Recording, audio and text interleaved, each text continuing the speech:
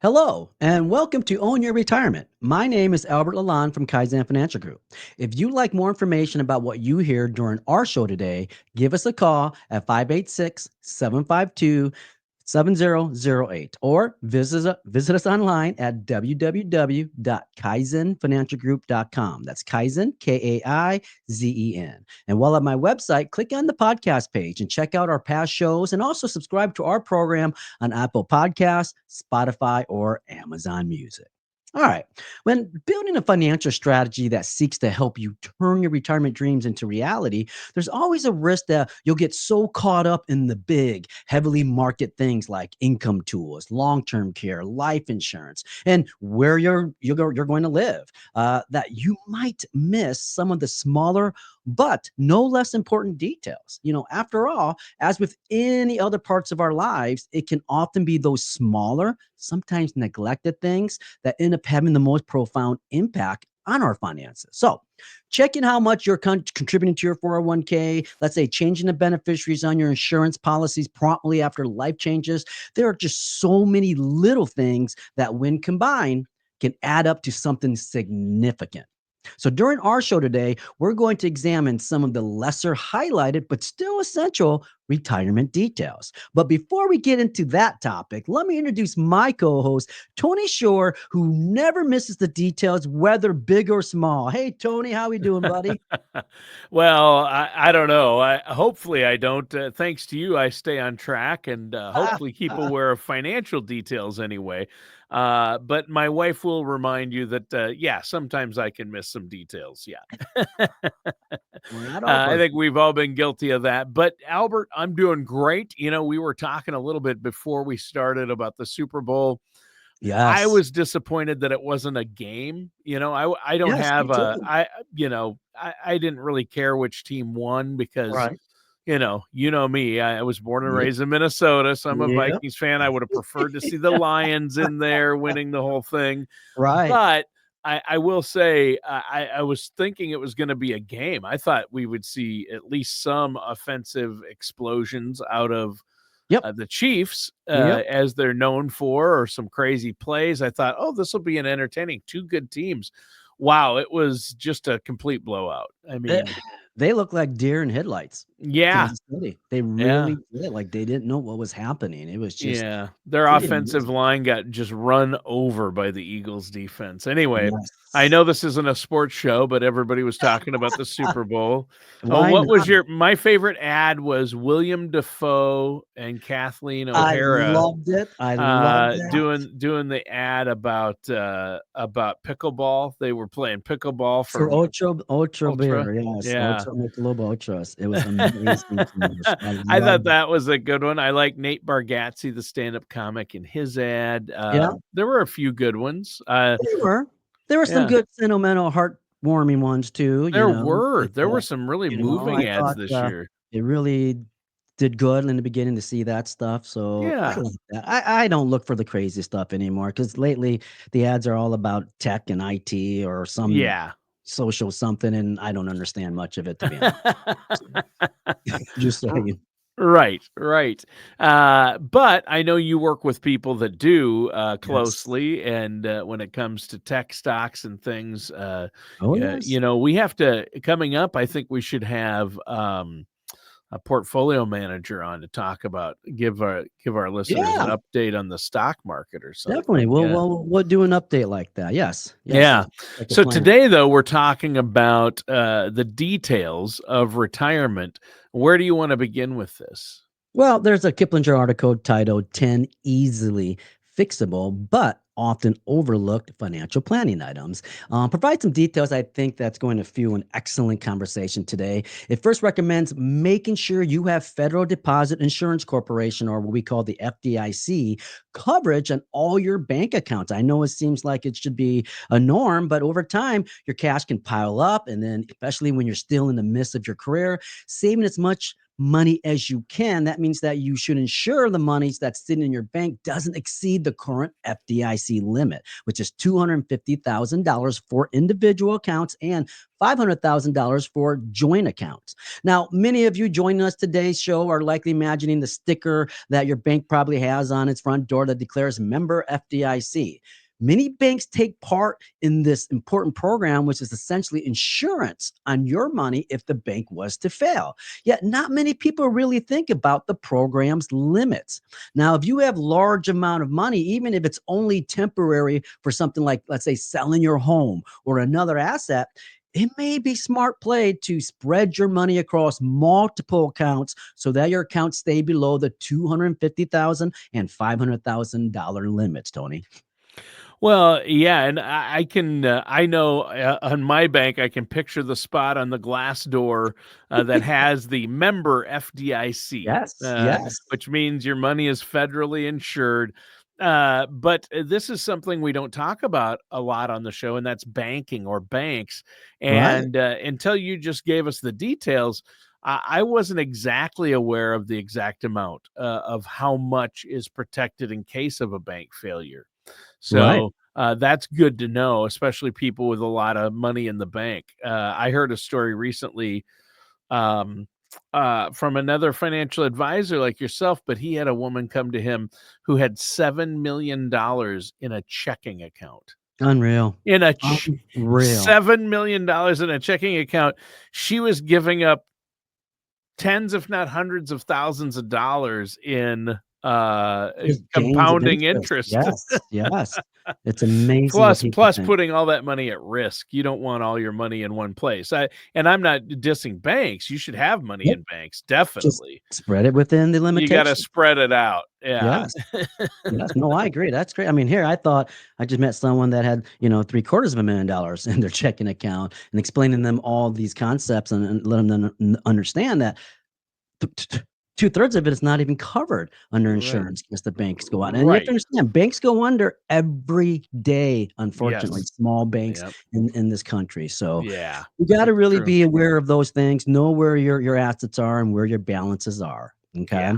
And then the Yep. next item that you want to make sure is thoroughly reviewing your beneficiaries. And I can't say this enough. We see this all the time, unfortunately. And what we do in our business, we handle, or our clients are, a lot of them are retirees in their 70s, 80s. And so, unfortunately, Tony, I have to deal with the state claims and deaths every year. Hmm. And so, when I see is when someone forgets to update their beneficiaries. Oh, That's a big one. That's a big yes, detail that people yes. miss. Yeah. And, it doesn't match their final wishes, and that's critical. And like I said, I bring this up all the time because it is one of the most common things that people make a mistake on, especially if all of a sudden they get divorced or they lost a spouse and they forgot to update the beneficiaries at that time. So Right. certainly the idea that next spouse might receive a windfall doesn't exactly would make you feel so good, would it, Tony? No. But we've Yeah. seen stories like that. Yeah, you have to update your beneficiary designations and make sure that you're reviewing those on a regular basis, at least once a Yeah. year, because you have life changes that happen Yes. and things like that. But you have to understand these things, and I'm glad you brought up this. And I think working with somebody like yourself is so important. Double checking your financial strategy, for me, it's obvious that, conducting these reviews in partnership with someone like yourself who Yes. has the experience to give you a second opinion is the wisest move. Work with a financial professional. And Albert, I know our listeners can just give you a call if they have questions. For And that sure. number, really quick, is 586-752-7008. Yes. Now let's talk about walking through your 401k allocations. It's another big financial step that many people overlook. A lot of people, what they do is they'll set their 401ks and forget about it. And sometimes you need shifts, but more importantly, you could have a change in your employment. You could have a change, and we just had recently here in Michigan, where one healthcare company bought out another, and all the folks had to now go into a new 401k. And a lot of people didn't realize that they can take that current old 401k and roll it over to their own IRA, have more options, have more plans that they can put, even protect it better, and these are things that people overlook. They just figure it's a 401k. I just leave it where it's at. And that is the number one rule with 401k. You never leave your 401k from a previous employer. If you should retire, get fired, or quit, your 401k needs to retire, get fired, and quit with you. And then on top of all of that, just like with the beneficiaries we're talking about, that's a good time to look at where's your beneficiaries, who did you choose, and make sure that you're updating your work accounts all the time. Yeah, I mean, Albert, when I first enrolled in my first 401k, I thought I was done, right? You just sign up to put X amount in. Number Yeah. one, I didn't put in enough to get the full match, so I didn't know what I Hmm. was doing there. That was a big mistake. And then I thought it was set it and forget it, but boy, was I wrong. I mean, I've since learned that you need to regularly review it, make adjustments, try to put more and more in each year as you get older. So that's really an important step that people shouldn't overlook. Definitely. And as you're getting closer to retirement and as your children get of that age where they're finally getting out of the nest and whatnot, you should be thinking about increasing your contributions for the last few years of your work years. That can make a big difference, definitely, Yeah. towards the latter part of your retirement. Now let's talk about taking important steps for the younger people you care about. If you have a child, let's say with special needs, you should discuss guardianships and trust with your financial service professional and your attorney. This step may be particularly essential if you're, let's say, widowed or divorced. Now, it's common that a child inheriting considerable assets feels, frustration when a legal guardian has control of those assets. But if you're only heirs are currently underage, well, it's important to consider all your options with your financial service professional so you're not missing a key step. Yeah. Yeah, I think that's key as well. Now, before we go on, Albert, let our listeners know if they want to get a second opinion on where they're at, make sure they're not missing any of these steps, and get a written plan in place for their financial plan, their retirement income plan. How can they get a hold of you? Listeners, you can visit my website at www kaizenfinancialgroup.com. That's Kaizen, Kaizen. Or you can call my office at 586-752-7008. Discuss how we can answer your questions about your retirement details, your retirement goals, or any other elements of your financial strategy. Remember, it's our goal to help you prepare for retirement you've worked hard for. Yeah, exactly. And during our first segment, you looked into being sure that the total sum of our bank accounts isn't greater than the FDIC limits, Mhm. reviewing those beneficiary designations on your financial accounts, and tuning up that 401k if necessary. Also, taking needed steps to protect your children. These are some details that can often be overlooked or missed. What do you have for us next? All right, well, let's stick with that same article from Kiplinger, 10 easily fixable but often overlooked financial planning items. It now recommends being sure that you max out the amount you're earning on your cash. This goes along with the FDIC protection, like you mentioned, the one person Yeah.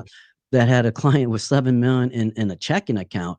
Um, you know, That was when especially, they first came to them, but, yeah, but the yeah, I question mean, is, I mean, it's interest a rates are great so. amount of money to have, but Yes, regardless of where the interest is, they should have put it in something with a little bit more interest return. And right. that's one of the key details that people should look at. It's when interest rates are high, like it has been in the last couple of years, it's essential to know exactly how much your bank is paying you for your cash. Remember, they already have you as a customer. And a lot of times they won't offer you a higher interest rate because you're already a customer. Well, you know what? If it isn't as much as you think it should be, then isn't it at least equal to do and move your monies to another bank who's offering you the higher rates? Don't hesitate to shift your assets to a new bank like that. Now, I get that closing your account or at your current bank and shipping everything over to a new bank can be a bit of a pain in the neck.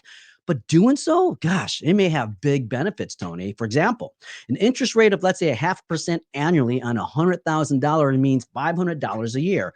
All in all, not bad. But if you can get that up to 1% by moving to a different bank, you're looking at $1,000 a year. You double what you were making.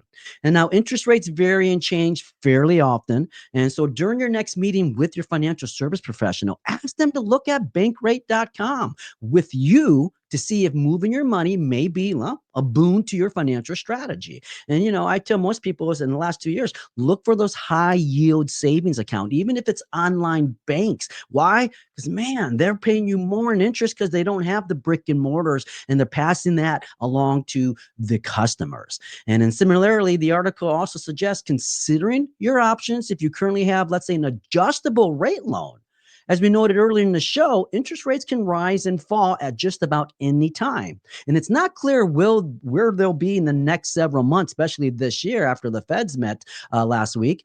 But if you have access to cash, you may want to pay off any outstanding loans to protect yourself against the possibility of future interest rate hikes. And think about that as a return by saving on that 7, 8, 9% interest rate on that loan. Right, and I think a lot of people, feel loyal, like, to a bank. Maybe, "I've been with this Yes. bank for 30 Hmm. years," right? Hmm. Or, an insurance company, but usually, if you've stayed with one institution that long, you've just let them you've went along with whatever they've done, Yep. and my wife and I did that. We had, our homeowner's insurance through the same place we did when we bought our house 25 years ago, and they just kept raising the rates each year, and we were paying.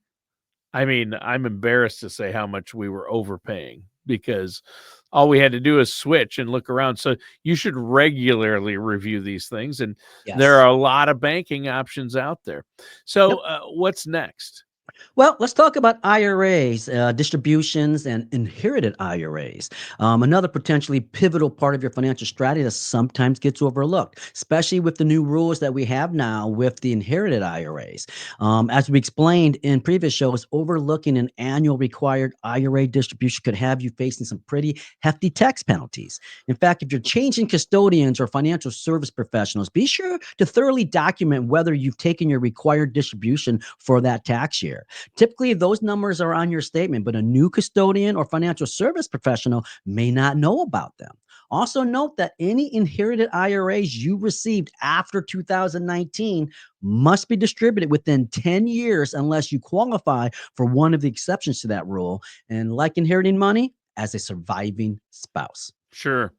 Sure. And I think that properly handling an IRA distribution in a way that follows the rules and avoids costly mistakes is one of the best reasons to work with a financial services professional like yourself. I don't think anybody wants to get hit with large penalties or taxes, right? Correct. I couldn't agree more, Tony. In fact, many of my clients would be negatively impacted by large tax penalties. And those Yeah. potential penalties are even more irritating when you consider just how preventable they are, Tony. And then my clients and I, what we do is we review their distribution strategy often so that we can adjust whenever necessary. Now, with that being said, the next steps that's, well, far too often overlooked is not sufficiently tracking your health savings account or your HSA, the reimbursements and the receipts. Now, bear in mind that with an HSA, there aren't limitations about when your healthcare expenses occur and when they must be reimbursed. That means you can pay cash for healthcare expenses right now and then ask for the reimbursements for those costs in the future. And by utilizing this strategy, your HSA may continue growing thanks to its tax advantage status. Now, because you aren't required to request reimbursements immediately, it's essential to keep all your receipts. And you should also consider using a spreadsheet or, let's say, an app that you can use to take photos of your receipts. And then, lastly, make a point to regularly review your list of qualified items because many people incorrectly assume certain expenses are covered when they actually are, or the vice versa. A lot of times they think it's not covered and they can be. So, for example, long term care premiums, feminine products, sanitizing wipes, sunblock, and more items like that are eligible. Yes, Tony, isn't that wild? Yeah, yeah, and my main advice to people, always wear sunscreen, You right? got So, it. but I get a kick out of that sunblock is an eligible expense for HSA money. And that's HSAs, it's the only account in the IRS tax code that allows you to get a tax break on the money you put in. In other words, you don't pay taxes on that money. It doesn't hit your taxable income, and then Yep. it grows tax free, Yep. and then it comes out tax free. It's As the long as only it's where you get unqualified. all those benefits. It's tax Yes. free all the way through, as long as you spend the money when you pull it out of an HSA on a qualified purchase, which you are going to have plenty of healthcare costs. So, You live long enough, you will, yeah, definitely. exactly. All right. So now you should also regularly review your credit cards, debit cards, and subscriptions to make certain there hasn't been any fraudulent activity. Also, set up alerts on your phone that will provide a warning if there's suspicious activity occurring on your cards or accounts as well, especially in today's times, Tony. Yeah. Yeah, and that's something that you want to make sure you keep track of. I think I've had fraud alerts on my phone set up for several years, and even though I often review my accounts, you have to do that because it's nice to have somebody watching your financial back just in Right. case something unexpected happens. And here's the thing: you don't have to be all that tech savvy. It's not too tough to set up. Right. It definitely isn't. All right.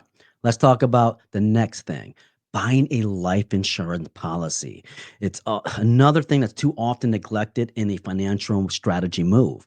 If there are people you love who may struggle with money after your death, a life insurance policy may be a tool to ease some of that burden. I don't think anyone wants their loved ones to struggle to pay the mortgage and other bills while they're also managing the grieving process. Also, consider that if you're a stay at home parent, a life insurance policy could still be a wise move if your spouse or partner's income wouldn't be enough to hire people or services to handle the many things you did in your role as a stay at home parent. Yeah. I think that's a good one. Insurance is another area that it's a detail of plant retirement and income planning that people overlook. You need to make sure you're not underinsured or overinsured, but yet you want to make sure you are properly insured. That's huge. This has been a great discussion. We've covered a lot of ground today. Yep. So before we wrap up the show, Albert, let our listeners out there know once again, I know you're offering a no charge, no obligation consultation. Yes, folks, listen, if you guys need to make sure that all your details are in line, you can visit my website at www.kaizenfinancialgroup.com. That's Kaizen, or call my office at 586-752-7008 and discuss how we can answer your questions about your details, your retirement goals, more importantly, your financial strategy. Remember, it's our goal to help you prepare for the retirement you've worked hard for so you can own your retirement. All right. Thanks, Albert. And that does it for today's episode of the Own Your Retirement podcast with our host, Albert Lalonde. Take care, everybody.